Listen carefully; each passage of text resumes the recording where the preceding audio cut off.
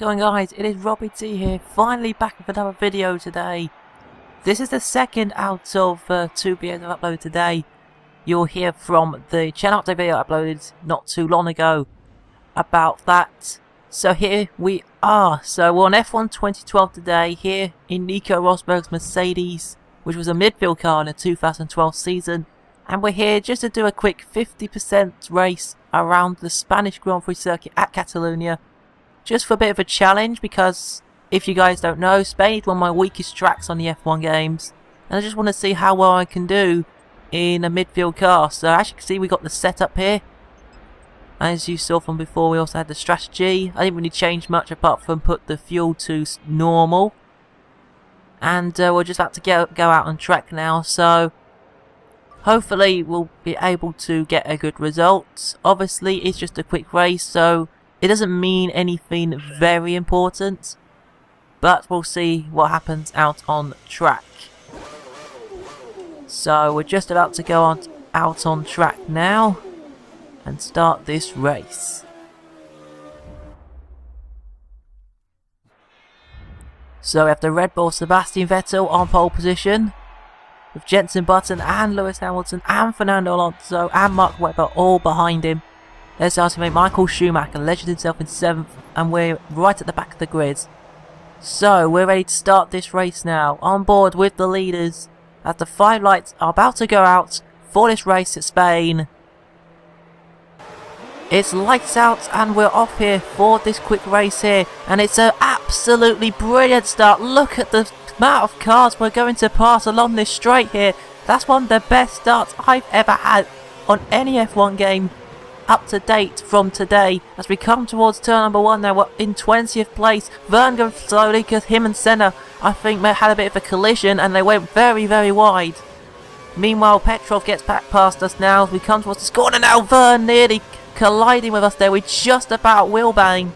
There was no other bit of contact that I could see, and we're up to 21st place. Now Petrov gets squeezed out by Senna here as we go around the outside of Petrov now. Now we're looking to get past Senna. Petrov still look down the inside of this hairpin, but to no avail, as now we're trying to get past Senna here. So after the first lap, quite a bit action packed, let's have to say, as now we're just up to get past Bruno Senna in his Williams as we come towards the second sector now. Petrov's still on the outside, he's still kind of there. As we go on the replay cam now, we're trying to go around the outside of Bruno Senna, who's been held up by the 2 Marussia cars. Obviously in real life manner, unfortunately, have departed from the Formula 1 sports. They were Marussia in 2012, if you dive down the inside of Charles Peak there, who was side by side with us through the whole section. So quite surprising there for the Marussia to hold it around the inside, is it? I can't remember anyway, but we're towards the end of lap number 1, and hopefully we're able to get past Timo Glock in the other Marussia. Very easy. The Marussia not quite fast enough on the straights compared to our Mercedes, who's a very fast car in a straight line, if I have to be honest. So lap number 2 now, we're trying to get past Kamui Kobayashi, as well, there may be a contact there as we try to go down the inside of him there. Kobayashi brake checked me a little bit. If you guys don't really know, me and Kamui Kobayashi have a little bit of rivalry at this track.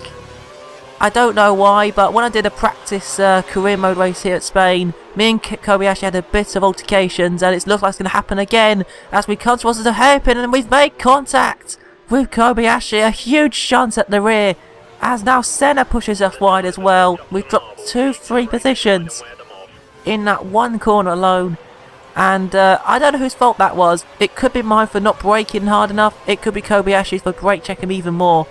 But anyway, lap number 3 now, we're trying to get past Bruno Senna again.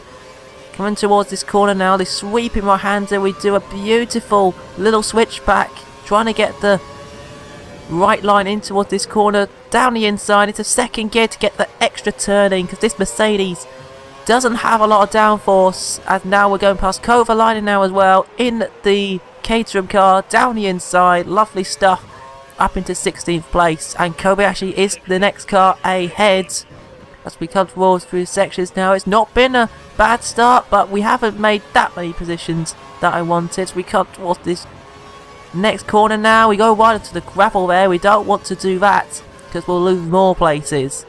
So, lap number 7 now, starting lap number 8 nearly. And as you can see, it's Nico Hulkenberg, the car that we need to overtake now. Kobayashi must have got past the Force India as we use a little bit of curves to get an extra bit top speed on the straight as well as a DRS. Hulkenberg blocks us a little bit there. We go down the inside of him, do a little bit of a fake, and we made the move stick there. So Hulkenberg, very clever to defend that line, but we outsmarted him there. And now we're up into 15th place. So, start lap number 11 now. We've got the DRS on Kamui Kobayashi in front, and hopefully this time we'll be able to overtake him without any contact. Do we go down the inside of turn 1? Fortunately not, because there was just no way through there.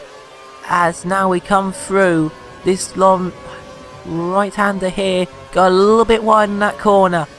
As now we're trying to overtake Kobayashi. Did you ever look down the inside? Ricciardo go very slowly, blocks Kobayashi there.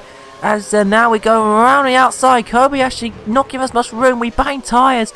We go side by side through this hairpin. Kobayashi is still on the inside the corner. Does he try and make the move stick? No, unfortunately not. But that was a very feisty battle between the two of us there. Anything could have happened there.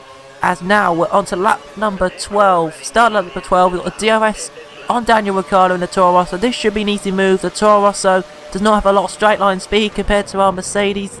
Rounds the outside. Easy move. And we're up into 13th place now.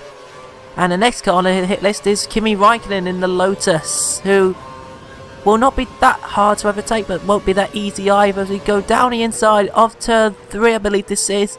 Give Kimi loads of room. Does he hold it around the outside? I don't think he does. No, he doesn't. And we're up into 12th place now. The voice actually croaked a little bit there. Sorry about that, guys. But next up is Felipe Massa in the Ferrari. We're on the DRS straight now on lap number 13. And I'm quite surprised that I managed to overtake Massa that quickly on the DRS straight, because the Ferrari's not too bad in a straight line. We go a little bit wide in that corner, but nothing is to be affected there. As now we're up into 7th place because some cars made a pit stop and Alonso has already pitted in. As now we're coming in for our one and only stop for prime tyres on lap number 13 into lap number 14. And Massa follows us in, interestingly, which is quite surprising. As now we're going to put on our prime tyres and hopefully be able to get in front of... No, we're not. We've been held. And Massa has got out in front of us. So it looks like, as we put the fuel up to rich fuel mixture, we might have to do a bit of overtaking here towards the back end of this race. As we've got Force India going past there. That was Di Resta. I don't think he's pitted yet. As now it looks like, as Kimi Räikkönen behind us, we've got to re-overtake Felipe Massa here, but we go very, very wide into turn number 2. Someone's got a notification saying someone's online. I don't care about that because Raikkonen's on our outside. Does he make the move? No, he doesn't. He backs out of it, and we stay in 13th place. But we've got to re-overtake Felipe Massa here, which is such a shame because it was so easy before. But unfortunately, Ferrari just had the better pit stop there. As now on the DRS straights, using a bit of curves, top per speed is revved out, and we pass Felipe Massa? Yes, we do. We have a little bit of a lock-up, but we make the move stick nice and easily. So our next car on the hit list is Paul Di Resta in the Force India. This should be an easy move as we come towards the DRS straight.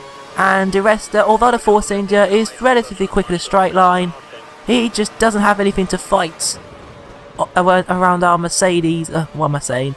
At our Mercedes.